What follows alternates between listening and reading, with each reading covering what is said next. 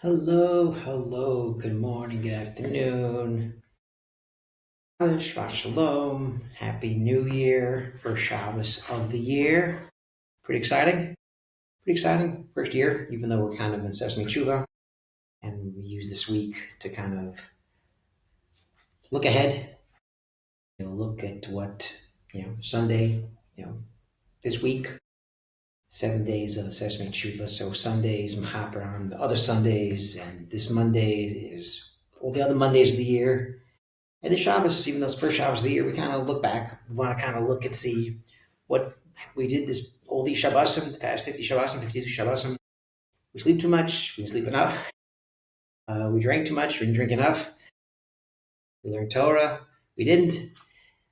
Do we have Charusas? Do we have Chabura?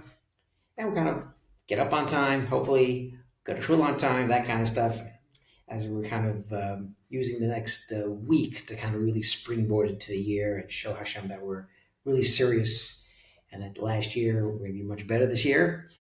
And here we go, first Shabbos of the year, as we're kind of wrapping up the Torah and Meor Vashemesh. Last few weeks, Meor Vashemesh, we're going to put the book away, start Meor Vashemesh, got away in a couple of weeks. And very interesting idea, this parsha, which kind of throws me a little bit in a kind of a head-scratching moment.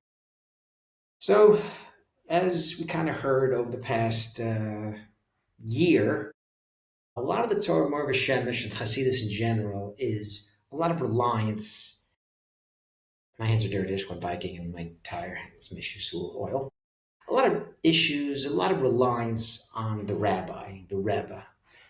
First, you want to be close to your friends, but the game plan is to rely on the Rav, rely on the Rebbe, wakes you up for Teshuva, wakes you up for Tefillah, brings the shefa of the world, Das, Bina, all the Malchus, all these things. That tzaddik is the coal, he's the conduit for shefa to come down, Tefillah to go up. We connect to the tzaddik, and almost every parsha, there's kind of a lesson that we have. Although in this parsha we have something really different. Hashem hu over lefanecha. Moshe, last day, 120 years old today, Parshat Vayeilech. Moshe is not going to Israel. Hashem says, I can't go. And Moshe is very interesting. I can't come and go. Can't come and go? What does that mean? And Meor Vashemesh has the idea is that Moshe was not able to help them anymore. He's not going to help them anymore. People have to kind of walk on their own. So this is kind of really what Apshuto, Yesh Farosh. This is kind of the idea as we go into Yom Noraim is don't rely on the tzaddik. Don't rely on a mitzvah you did. Oh my gosh, I helped this woman with 100 shekel, 200 shekel. Hashem, I should have a great year because I did this mitzvah.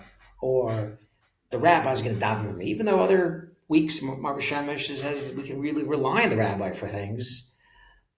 But here, Meor Vashemesh says, no. You cannot have trust in anybody else, even yourself really, in your actions. The only thing you can really rely on is your own tshuva, yourself. You're flying solo. And he brings this mashal in the Medrash, this Aryeh, which is the king of the animals, is mad at all the animals, and everyone's freaking out. You approach the lion, the lion's going to kill you. So the fox says, I have a lot of smarts. I have 300 stories, I have 300 excuses, I have 300 parables. I will do the talking for you. And all the animals go with the fox towards the lion's kingdom, or the lion, wherever the lion's den, somewhere the lion stays. And after a mile, the fox says to the animals, I'm down to 200. I know I had 300 excuses as far as why the king shouldn't get mad at us, and that's 200, but we'll be okay. Another mile, the fox turns to the animal and says, oh my gosh, I really forgot the other things. I only have 100 excuses. And as they get to the courtyard, if it lines that has a courtyard, I have no idea, whatever. And they get there right before they go to the line, and the fox turns to the other animals and says, I got bad news. I got nothing. My mind's a blank. I got nothing. I took you here. I got you I got you to the thing. You're on your own. It's each man or animal for himself. And the lion and then the fox escapes, or the fox runs away. Whether the fox does, that's not important.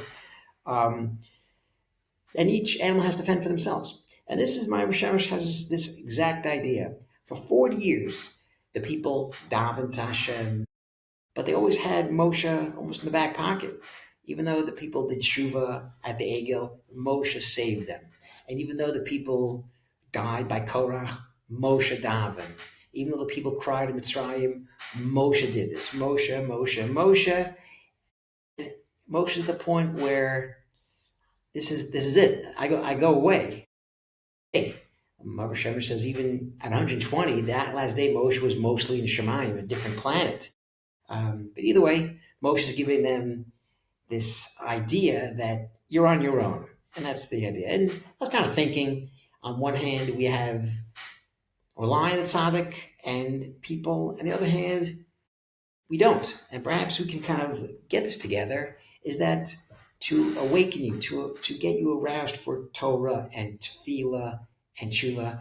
Yes, we daven next to the tzaddik, you go to a Shabbos Shuvah drasha, but at the end of the day, you can't blame anybody else but yourself. If you have a rough year, oh my gosh, I really thought the rabbi was going to nail it this year. The rabbi davened great Musaf. No, it's up to you. And perhaps that's where we get this contradiction. Maybe to get you up to the point, that's a Moshe, that's a tzaddik, that's a rabbi, that's a great chavusa. But at the end of the day, you're there Yom Kippur by yourself, and you have to daven tshuva for yourself, and you can't rely on the tzaddik. And perhaps this is a way to kind of explain Meor Vashemesh, the two sides of Chassidus. The other idea is another thought that we have in Meor Vashemesh is chibul chaver. We mentioned this a few times. Is being close to your friends. Being close to your friends is going to really affect you in your life. Good friends, you have a chabura, you have a gemara chabura. Good friends, you know what the right way to shalom bayis. Good friends, you kind of have advice with chinuch banim. All these ideas. It's very, very important to be close to your friends. 48 ways of Kenny Torah is being close to your friends. And perhaps this is the reason why we have the mitzvah Hakel right after this. Right after Moshe is saying, I'm going away, we have the mitzvah Hakel, which is such a unique mitzvah. Every 7 years. Why every 7 years? Why not every year? Every Chag, everyone should come together. The king should read the Torah every Chag, maybe every Shabbos. People should go to Yerushalayim. But no, mitzvah Hakel is every 7th year, right after Shemitah. The year after, people don't work in the fields by themselves. The year of people learning together, being friends. No more loans. There's no I owe you money, you owe me money. You're a boss. You're this. We're workers. No. We're all in the same playing field. There's no loans. People have to kind of fend for themselves, and they have to kind of make sure everyone has food. You can't have too much food. You can't take too much into your house. So Shemitah is a way to kind of level the playing field. And once we have a year of everyone together, Achdus, everyone one level, then after Sukkot, we can now get to the king and hear once Hakels Hazer. Achakach Amor Hakels We read the Torah when the people are together, meaning that just the Torah without people together is not the same thing. Wow, it's great to have the king read the Torah. That's so special. But if not everyone else is, we don't have everyone there, how great is that experience? The real great experience is when you are with everybody, you're shalom with people, you're achdus with people, and that's the real way to hear Torah from the leader. Torah from leader is great. Without the people, it's half. Getting with people without the leader, also half the picture. And this is why mitzvah Hakel literally comes right after a year of Shemitah where people are together. And that's really apropos. I think when people in the Midbar, everyone was surrounded, everyone had Moshe, everyone was close to each other. But as Moshe is telling the people, you're going to Eretz Yisrael another couple of days. You're really going across the water, and you're not going to see people. You're going to have your field all the way in Tveria, and this guy's going to have his field all the way to Hebron. You have that dude who's got a museum in Beit Shemesh. You're not going to see people. You're really going to be far away. And even if you come 3 times a year, some people don't come for Olo Regel, some people do. The best time, the only time we can really guarantee everyone's going to come is Hakel year. And the 7th year, everyone's together. And that's the time when the king has got to read the Torah. The most appropriate time to have an effect on the people is when everyone's together, b'shalom. And hopefully that idea, we still have that idea. Everyone hopefully down in a shul with a lot of people. It's too crowded, not crowded, but all the singing together, all the davening. Sometimes you see people you haven't seen in a while. This guy's in this. Some guy just made Aliyah. Some guy's first time in Israel. You're trying to help him out. And that's really the idea of the Shalom.